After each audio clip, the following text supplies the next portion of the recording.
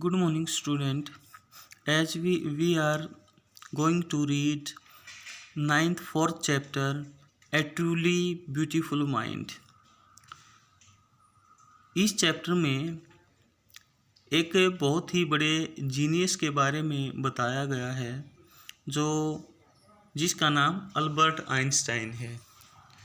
शायद सभी बच्चे इस नाम से वाकिफ़ होंगे, इसके बारे में जानते होंगे। Before you read, who do you think of when you hear the word genius? जब आप जीनियस वर्ड के बारे में सुनते हो तो आप क्या सोचते हो? जब आप जीनियस वर्ड को सोचते हो तो आप किसके बारे में सोचते हो? आपके दिमाग में किसकी इमेज आती है? Who is genius? आखिर जीनियस कौन है? What qualities do you think A genius has? और वो कौन कौन से विशेष गुण हैं जो एक जीनियस में होते हैं। We shall now read about a young German civil servant who took the world by storm about 100 years ago. अब हम एक नौजवान जर्मन नागरिक के बारे में पढ़ेंगे जिसने तकरीबन 100 साल पहले वर्ल्ड में तूफान मचा दिया था, यानी तूफान लेकर आया था। इन द समर ऑफ 1905, 1905 की समर के दौरान the 26-year-old published in quick succession 4 ground breaking paper. और 1905 में ग्रीष्म के दौरान उस 26 वर्ष के युवा ने 4 अचंभित कर देने वाले पेपर के एक के बाद एक दूसरे को प्रकाशित किया। अबाउट लाइट, और वो जो ग्राउंड ब्रेकिंग पेपर थे वो किसके बारे में थे? वो लाइट के बारे में थे। द मोशन ऑफ पार्टिकल्स, कि जो पार्टिकल्स हैं वो किस प्रकार से मोशन करते हैं उसके बारे में है। And the dynamics of moving bodies, और किसके बारे में है कि जो गतिशील पिंडों के इलेक्ट्रोडायनेमिक एवं और आगे इसमें of moving bodies and energy, और एनर्जी के बारे में है। यानी जो अल्बर्ट आइंस्टाइन है उसने 1905 में ही 4 जो महत्वपूर्ण जो ग्राउंड ब्रेकिंग पेपर थे वो उसने पब्लिश कर दिए थे। और वो लाइट के बारे में थे, जो पार्टिकल्स हैं उसके मोशन के बारे में थे, इलेक्ट्रोडायनेमिक ऑफ मूविंग बॉडीज और एनर्जी के बारे में। His work took up only a few pages in scientific journal. जो उसका जो कार्य था वैज्ञानिक पत्रिकाओं के केवल थोड़े से पृष्ठों में था, यानी वो ज़्यादा नहीं लिखे थे, उसने कुछ ही जर्नल लिखे थे। But change forever our understanding of space time and entire cosmos. और उसने ये जो जर्नल उसने साइंटिफिक जर्नल जो उसने पब्लिश किए थे, और इन्हीं ने हमारी जो अंडरस्टैंडिंग थी, हमारी जो समझ थी जो सदा से बनी आ रही थी उसको उसने बदल दिया था। चाहे वो स्पेस को लेकर हो, टाइम को लेकर हो, या पूरे ब्रह्मांड से संबंधित हो। And transform the name Einstein into A synonym for genius. और जो आइंस्टाइन है वो जीनियस का एक दूसरा रूप बन गया था, समानार्थी बन गया था। 50 ईयर्स आफ्टर हिज डेथ, उसकी मृत्यु के 50 साल बाद Albert Einstein genius still रिजेंस।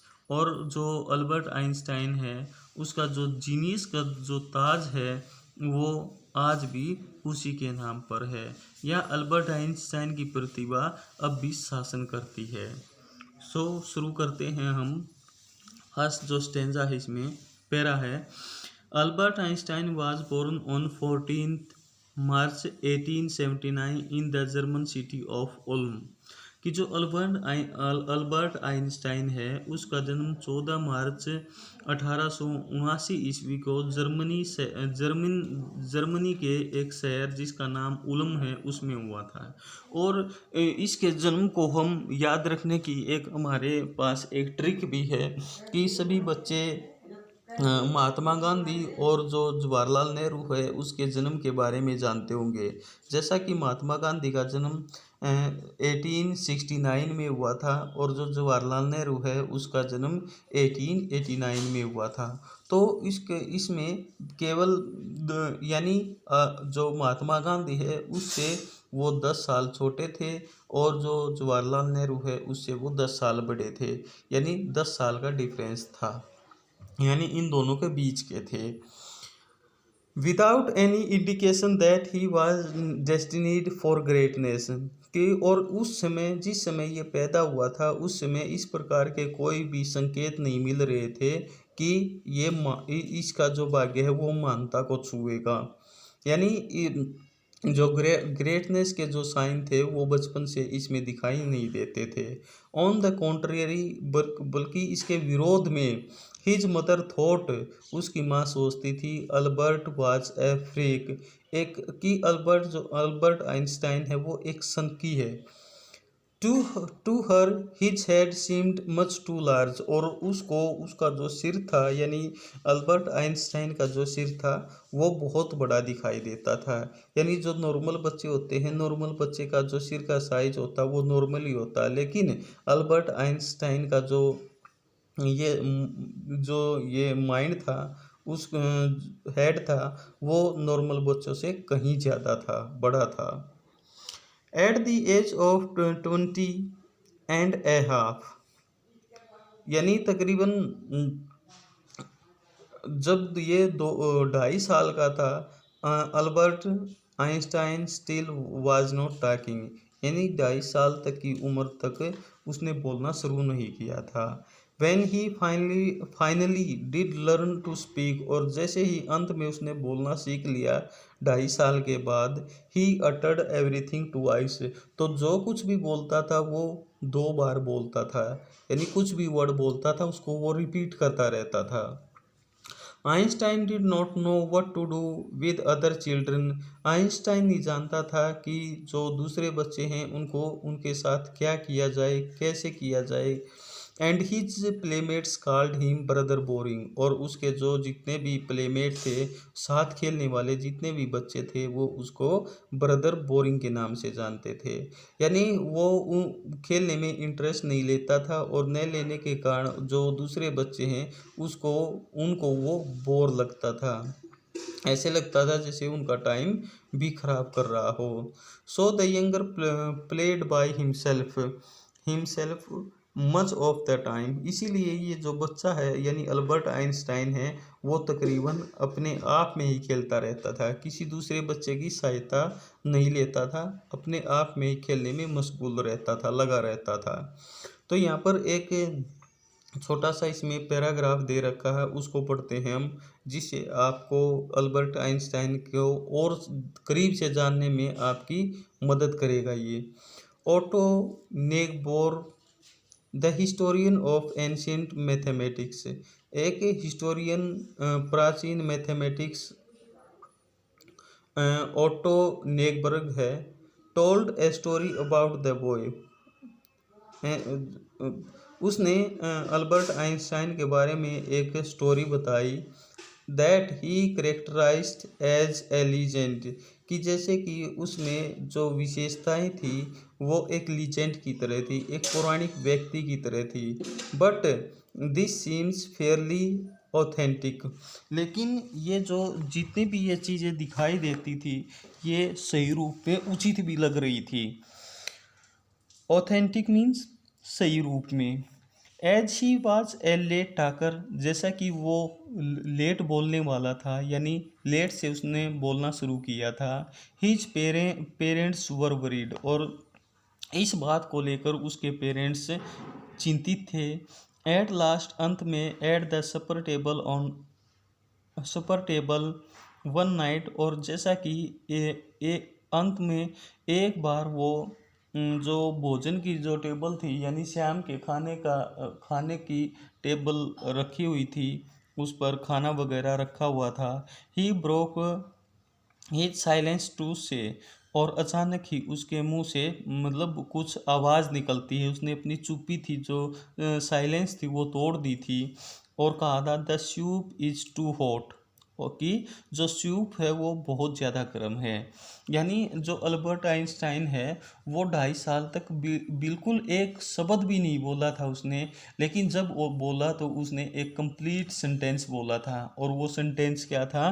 The soup is so hot, कि जो सूप है वो बहुत ज़्यादा गर्म है। ग्रेटली रिलीव्ड, और इससे उसके बहुत बड़ी राहत देते हुए, हिज पेरेंट्स आस्क्ड, उसके पेरेंट्स ने उससे पूछा, why he had never said a word before, कि आखिर अब तक उसने एक वर्ड भी क्यों नहीं बोला, क्यों नहीं कहा। अल्बर्ट रिप्लाइड, और इस पर अल्बर्ट आइंस्टाइन ने रिप्लाई किया, जवाब दिया, because up to now everything was in order. और क्या कहा कि अब तक मेरे अनुसार जो मैं सोच रहा था, मेरे ऑर्डर के अनुसार, मेरे आदेश के अनुसार ही चल रहा था। यानी ये इसने क्या कहा कि जो ये सूप था जो मैंने पिया था, जो बहुत ज़्यादा गर्म था, ये मेरे ऑर्डर के अनुसार नहीं था, बल्कि इसके अलावा जितनी भी चीज़ें चल रही थी वो मेरे अनुसार ही चल रही थी। इसीलिए मैंने कोई दूसरा वर्ड नहीं कहा। यानी इसने जो बच्चे जैसे नॉर्मली जो बोलना शुरू करते हैं, वो स्टैमरिंग करते हैं, लड़खड़ाते आवाज़ में बात करते हैं, एक एक वर्ड बोलते हैं, और जो वर्ड हैं वो जो वर्ड हैं केवल वो बोलते हैं, सेंटेंस नहीं बोलते हैं शुरू में। लेकिन जो अल्बर्ट आइंस्टाइन था, उसने बकायदा ग्रामेटिकली तौर पर एक पूरे सेंटेंस को कंप्लीटली सेंस के साथ बोल रहा था, और ये अपने आप में एक अजीब बात थी। आगे देखते हैं इसमें। ही स्पेशली लव्ड मैकेनिकल टॉयज, और वो विशेष रूप से जो यांत्रिक जो टॉयज थे उनको पसंद करता था। Looking at his newborn sister, और जो अभी अभी जो जन्मी थी उसकी बहन, जिसका नाम माजा था। He is said to have said, और इस पर उसने कहना पड़ा था। यानी जैसे उसकी बहन पैदा हुई थी तो उसने कहा था, फाइन, ठीक है, but where all her wheels, लेकिन आखिर पैदा तो हुई है, लेकिन इसके वो व्हील कहाँ पर हैं? यानी ये चलेगी कैसे? पहिए तो है ही नहीं इसके। ठीक है, तो आगे इसमें थर्ड में, a headmaster once told his father, एक बार उसके पिता को हेडमास्टर ने बताया, that what Einstein choose as a professional would not matter, कि कि ये मैटर नहीं करता कि जो आइंस्टाइन है वो किस तरह का प्रोफेशन चुनेगा, because he will never make a success at any way. लेकिन किसी प्रकार की जो he never make a success, कि उसने कहा था कि ये किसी भी चीज़ में सक्सेस प्राप्त नहीं कर सकता है। Einstein began learning to play the violin at the age of 6, और 6 साल की उम्र से ही जो अल्बर्ट आइंस्टाइन है उसने जो वायलिन थी, वाद्य यंत्र था, उसको बजाना शुरू कर दिया था। Because his mother wanted him to, क्योंकि उसकी माँ ऐसा करती थी, ऐसा चाहती थी। He later became a gifted amateur violinist, और और बाद में जो अल्बर्ट आइंस्टाइन है वो एक शौकिया जो वायलिन वाद्य यंत्र है उसको बजाने वाला, शौकीन बजाने वाला बना। Maintaining this skill through out his life, और ये जो स्किल थी, ये जो उसको गॉड गिफ्ट, जो ये प्रतिभा मिली थी, वो उसने पूरी जिंदगी था उम्र जारी रखा था इसको। But Albert Einstein was not a bad प्यूपिल, लेकिन जो अल्बर्ट आइंस्टाइन था वो एक बुरा शिष्य नहीं था। He went to high school in Munich, वो म्यूनिक के हाई स्कूल में गया। Where Einstein's family had moved, जहाँ पर जो आइंस्टाइन की जो का जो परिवार था वो मूव कर चुका था। When he was 15 months old, जब ये केवल 15 महीने का था। And scored good marks in almost every subject, और प्रत्येक सब्जेक्ट में अच्छे मार्क्स प्राप्त करता था।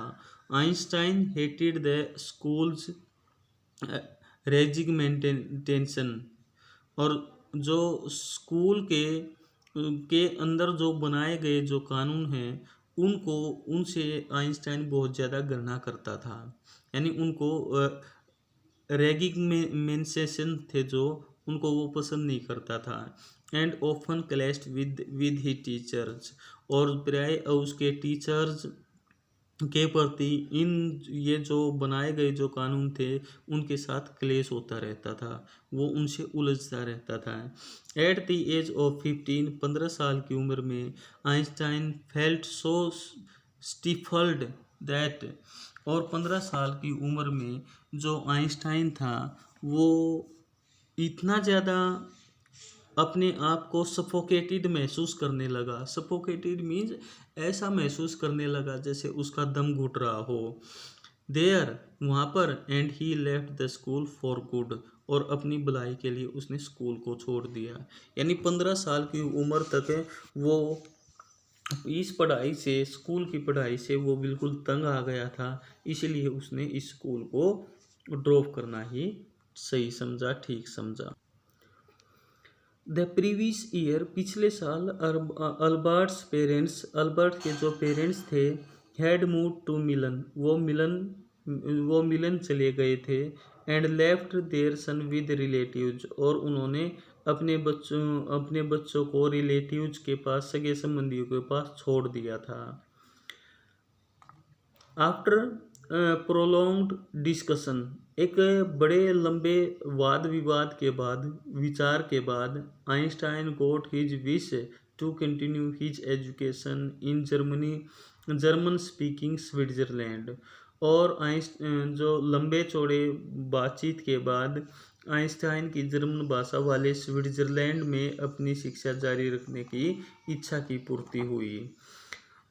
इन एसिटी, ये एक आइंस्टाइन इन एसिटी, इस सिटी में, which was more liberal than Munich, और ये एक ऐसा शहर था जो म्यूनिक की बजाय और ज़्यादा लिबरल था, स्वतंत्र था, उदार था।